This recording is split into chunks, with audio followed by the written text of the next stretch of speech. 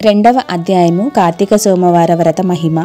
ఓ జనక మహారాజా, ఇంతవరకు నీకు కార్తీక మాసమునందు ఆచరించవలసిన విధి విధానము మాత్రమే చెప్పి తిని, కార్తీక మాసములో సోమవార వ్రతమునకు ప్రత్యేక ప్రాముఖ్యత ఉన్నది. కావున సోమవార వ్రత విధానము దాని మహిమ గురించి వివరించెదవు, జాగ్రత్తగా వినుము.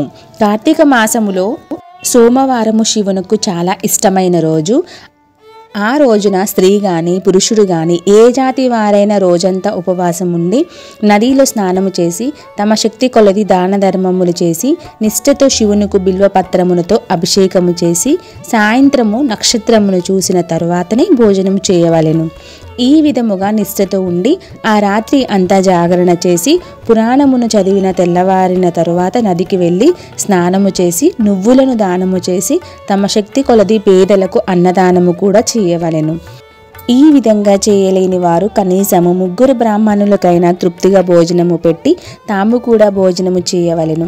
ఉపవాసము ఉండగలిగిన వారు సోమవారము నాడు 2 పూటల భోజనము కానీ ఏ విధమైన ఫలహారము కానీ తినకుండా కార్తీక మాసమునందు వచ్చి సోమవార వ్రతమును చేసినచో పరమేశ్వరుడు కైలాస ప్రాప్తి కలిగించి శివ సన్నిధికి చేకూర్చును. భర్త లేని వితంతువు సోమవారము వ్రతమును చేసి శివపూజ చేసినచో కైలాస ప్రాప్తియు, విష్ణు పూజ చేసినచో వైకుంఠ ప్రాప్తియు పొందుదురు. దీనికి ఉదాహరణగా ఒక కథ మీకు చెప్తాను, శ్రద్ధగా వినుము. కార్తీక సోమవార ఫలముచే కుక్క కైలాసమునకు చేరుట. పూర్వకాలమున కాశ్మీర దేశములో ఒక బ్రాహ్మణుడు కలడు. అతడు పురోహిత వృత్తితో తన కుటుంబమును పోషించుకుంటూ ఉండెను. అతనికి నిష్ఠురి అనే కుమార్తె కలదు. తండ్రి ఆమెను సౌరాష్ట్ర దేశమునకు చెందిన మిత్రశర్మ అను ఒక బ్రాహ్మణ యువకునికి ఇచ్చి పెళ్లి చేశాడు. ఆ బ్రాహ్మణ యువకుడు 4 వేదములు శాస్త్రములు చదివిన వాడు కావడం వలన సదాచార పారాయణుడై భూతదయ కలిగిన వాడు, ఎప్పుడు నిజమునే చెప్పేవాడు.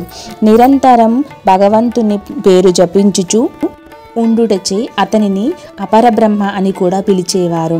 ఇటువంటి ఉత్తమ పురుషుని భార్య అయిన నిష్ఠురి యౌవనము గర్వముతో కన్ను మిన్ను తెలియక పెద్దలను తిడుతూ అత్తమామలను భర్తను దూషిస్తూ కొట్టుచు పరపురుషులతో కూడినదై వ్యభిచారిగా మారి తన ప్రియులు తెచ్చిన తినుబండారములను వస్త్రములను పువ్వులను ధరిస్తూ దుష్టురాలై తిరుగుచుండగా వంశమునకు అప్రతిష్ట తెచ్చుచున్నదని అత్తమామలు ఆమెను తమ ఇంటి నుంచి వెళ్ళగొట్టారు. కానీ శాంత స్వభావుడు ఆగు భర్త మాత్రం ఆమె ఎంతటి తప్పుడు పనులు చేసినను సహించి గృహస్థాశ్రమ ధర్మానికి లోపం వస్తుందని పొమ్మనకుండా ఆమెతోనే కాపురము చేస్తూ ఉండేవాడు. కానీ చుట్టుప్రక్కల వారు ఆమె గయ్యాలి తనమునది ఏవగించుకొని ఆమెను కర్కశ అని పిలిచేవారు.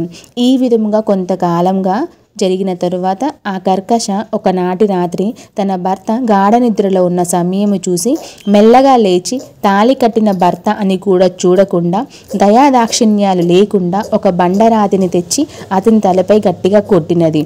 వెంటనే అతడు చనిపోయాడు. ఆ మృతదేహమును ఎవరి సహాయము లేకుండానే రహస్యంగా దొడ్డిదారిలో తీసుకొని పోయి ఊరి చివర ఉన్న పాడుబడిన బావిలో పడేసి ఏమీ తెలియని దానివల్ల ఇంటికి వచ్చినది. ఇక తనకు ఏ ఆటంకములు లేవని విచ్చలవిడిగా తిరుగుతూ తన సౌందర్యం చూసి ఎందరినో వశపరుచుకొని అనేక జాతి పురుషులతో తిరిగి వర్ణసంకరులాలు అయినది. అంతేకాక పడుచు కన్యలను భర్తలతో కాపురము చేయుచున్న స్త్రీలను తన మాయ మాటలతో చేరదీసి వారికి ఆశలు కల్పించి విటులకు దార్చి ధనమును సంపాదించసాగింది. ఓ జనక మహారాజా, యౌవన బింకము ఎంతో కాలము ఉండదు కదా. క్రమక్రమంగా ఆమెలో యౌవనము నశించినది. దానికి తోడు శరీరమంతా కుష్ఠవ్యాధితో కురూపి అయి భయంకర రోగముతో బాధపడుచున్నది. కర్కశ ఈ విధంగా నరక బాధలు అనుభవించి ఒకనాడు దిక్కులేని చావు చచ్చినది. బ్రతికినంత కాలం ఒక్కరోజైనా పురాణ శ్రవణం చేయని ఆలయానికైనా వెళ్ళని పాపిష్టురాలి కదా. చనిపోయిన వెంటనే భయంకురాలని యమభటులు ఆమెను తీసుకొని పోయి యమధర్మరాజు ముందు ఉంచారు. చిత్రగుప్తుడు ఆమె పాపాల జాబితాను చెప్పగా యమధర్మరాజు ఉగ్రుడై భరించరాని శిక్షలు విధించాడు. చేశాడు. విటులతో సుఖించినందుకు గాను ఆ యమభటులు ఆమెను ఎర్రగా కాల్చిన ఇనుప స్తంభమును కౌగిలించుకోమని చెప్పిరి. భర్తను బండరాతితో కొట్టి చంపినందుకు ఇనుప గదలతో కొట్టిరి. పతివ్రతలను వ్యభిచారిణిగా చేసినందుకు సలసల కాగిన నూనెలో పడవేసిరి. తల్లిదండ్రులకు అత్తమామలకు అపకీర్తి తెచ్చినందుకు సీసము కరిగించి నోటిలోనూ చెవిలోనూ పోసి ఇనుప కడ్డీలు కాల్చి వాతలు పెట్టారు. చివరకు కుంభీపాకమును నరకములో వేయగా అందులో ఇనుప ముక్కలు గల కాకులు, విషసర్పాలు, తేళ్ళు, జర్రెలు కసితో కుట్టినవి. ఆమె చేసిన పాపములకు ఇటు 7 తరాలవాటు అటు 7 తరవాళ్ళు నరక బాధలు అనుభవించుచుండిరి. ఈ ప్రకారముగా నరక బాధను అనుభవించి చివరకు 15వ జన్మలో కుక్కగా జన్మించి ఆకలి బాధ పడలేక ఇల్లిల్లు తిరుగుచుండగా, కర్రలతో కొట్టువారు కొట్టగా, తిట్టువారు తిట్టుచుండగా కాలం గడుపుకుంటూ పోతున్నది.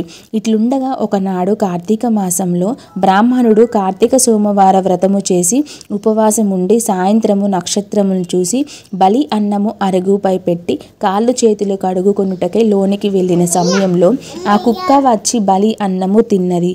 వ్రతనిష్ట గరిష్ఠుడైన ఆ బ్రాహ్మణుని పూజ విధానముచే జరిపించిన బలి అన్నము తినుట చేత ఆ కుక్క కార్తీక సోమవారమగుట వలన, కుక్క ఆ రోజంత ఉపవాసముతో ఉండుట వలన, శివపూజ పవిత్ర స్థానమైన ఆ ఇంట దొరికిన ప్రసాదము తినుట వలన ఆ కుక్కకు జన్మాంతర జ్ఞానము కలిగి వెంటనే ఆ శునకము, బ్రాహ్మణోత్తమ నన్ను కాపాడము అని మొరపెట్టుకున్నది.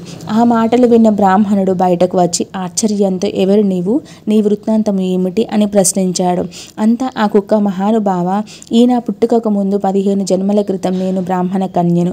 వ్యభిచారిని అగ్నిసాక్షిగా పెండ్లాడిన భర్తను చంపి వృద్ధాప్యములో కుష్ఠురాలినై దేహము చాలించి యమదూతల వల్ల మహానగరమునకు అనుభవించి నా పూర్వీకుల పుణ్యఫలము వల్ల ఈ జన్మలో కుక్కగా జన్మించాను. ఈరోజు మీరు కార్తీక సోమవార వ్రతము చేసి ఇచ్చట ఉంచిన బలి అన్నము తినుట వల్ల నాకు జ్ఞానోదయము కలిగినది. కావున ఓ విప్రోత్తమ, నాకు మహోపకారంగా మీరు చేసిన కార్తీక సోమవార వ్రతఫలం ఒకటి ఇచ్చి నాకు మోక్షము కలిగించమని ప్రార్థించుచున్నాను అని దీనంగా వేడుకొన్నది ఆ కుక్క. ఆ బ్రాహ్మణుడు కనికరించి తాను కార్తీక సోమవారం వ్రతం వల్ల సంపాదించిన ఒకనాటి ఫలమును ఆమెకు దారపోయగా వెంటనే ఆ శునకం అందమైన స్త్రీ రూపం దాల్చినది. పుష్పక విమానము వచ్చి అక్కడ వారందరూ చూస్తూ ఉండగానే ఆ విమానం మెక్కి శివ సాన్నిధ్యముకు వెళ్ళినది. జనక మహారాజా, కార్తీక సోమవార వ్రత మహత్యము ఇది కనుక నీవు నీ దేశ ప్రజలు కార్తీక సోమవార వ్రతం చేసి శివ సాన్నిధ్యమును పొందుమని వశిష్ఠుడు హితబోధ చేశాడు.